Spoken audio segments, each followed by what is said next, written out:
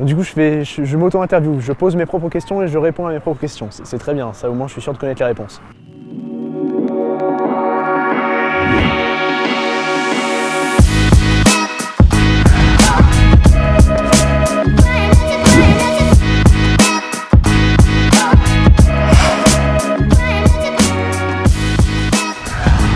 Ok.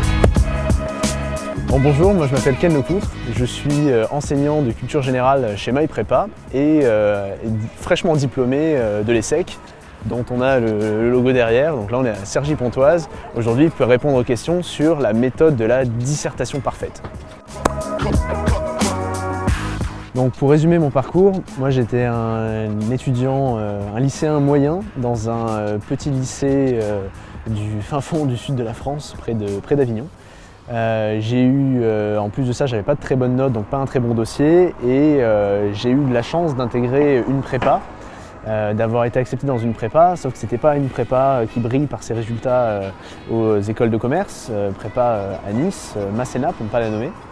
Même en étant dans une petite prépa, j'avais d'immenses difficultés, j'étais le dernier de ma classe, et donc en début de première année, c'était vraiment très dur, notamment en mathématiques, où j'avais des problèmes de logique en fait, des problèmes à appliquer même des éléments très simples de mathématiques de base.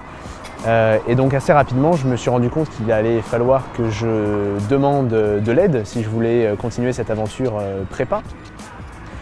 Et donc j'ai fait appel à Olivier Sarfati. J'ai pris des cours chez MyPrépa et là c'est vrai que ça a complètement changé la manière de travailler en prépa, d'aborder le travail toujours avec un esprit concours, un focus sur le concours, non plus pour réussir l'EDS ou la colle du lendemain, mais vraiment pour réussir les concours. Et ça a tout changé grâce au coaching d'Olivier Sarfati et de MyPrépa. Donc au concours, est-ce que ça a payé ?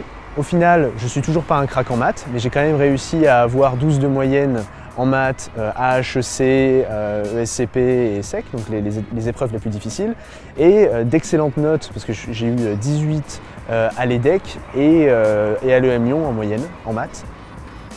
Et donc ça, c'était une bonne base, et il fallait quand même que je brille dans quelques matières pour quand même décrocher l'admissibilité dans les meilleures écoles.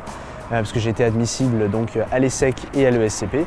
Et cela, on a vraiment vu, ce qui a fait la différence, c'est les méthodes de travail très spécifiques dans les autres matières que les maths, dans lesquelles vraiment MyPrépa excelle. C'est les méthodes en histoire-géographie qui m'ont permis d'avoir un double 17 et la fameuse méthode de la dissertation parfaite que j'ai inaugurée et ensuite développée en tant qu'enseignant chez MyPrépa. Donc qu'est-ce que c'est que la méthode de la dissertation parfaite ? C'est une méthode de préparation du thème de culture générale de l'année en prépa HEC. Donc c'est bien une méthode de travail, une méthode de préparation. On entend dire parfois que c'est on apprend par cœur une dissertation, on la recrache telle quelle, on a une bonne note. C'est un peu plus compliqué que ça, mais dans l'idée, oui, il s'agit de travailler sur une base qui est une dissertation. Donc qu'est-ce qui fait qu'une dissertation parfaite marche ? Premièrement, et je pense que c'est le plus important, c'est la pertinence et la cohérence de la structure argumentative. Les dissertations parfaites, en fait, elles sont créées pour montrer en quoi le sujet, n'importe quel sujet, est étonnant, problématique, et il montre en fait votre curiosité et votre capacité à conceptualiser. Ça, c'est encore plus important, j'ai envie de dire, que l'originalité des références. Les références, c'est important, et c'est vrai que moi, je fais un gros effort de trouver des pépites originales pour illustrer l'argumentation qu'on ne voit pas ni dans les ouvrages de culture générale sur le thème de l'année et extrêmement rarement en cours de culture générale dans les diverses prépas de France.